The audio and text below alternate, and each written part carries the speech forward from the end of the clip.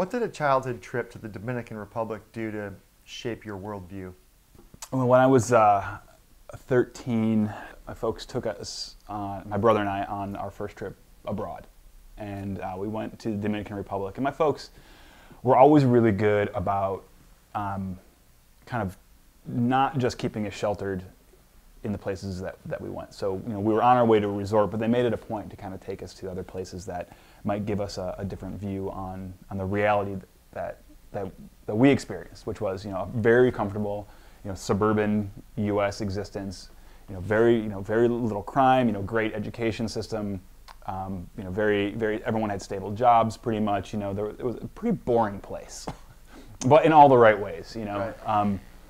So when we went to the Dominican Republic, I remember so distinctly looking out the window, and my parents had taken us by this, for lack of a better word, it's a slum, kind of shantytown, a lot of sort of corrugated metal roofs, and it was just it was endless, very colorful, very endless, and I couldn't figure out what I was looking at. Mm-hmm. It seems kind of absurd now as being an adult, sort of understanding the way that, basically, 3 to 4 billion of the people of the 7 that live on this planet live this way. Yeah. But at the time, I just had no point of reference.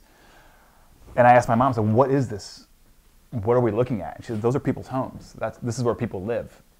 And there was all of a sudden there was this realization that the things that you see on television for Save the Children or whatever those happen to be, those things exist, and they're not isolated. They're very common things. And seeing that level of poverty and kind of taking that home with me, it changed my outlook on the world that really sunk in very deeply and helped me to understand that there was a much wider world outside of the very comfortable bubble where I lived. And it made me, if not want to make it all better, it made me want to at least understand it more. And it made me want to kind of go out and venture out and go beyond sort of this comfortable world that I lived in. And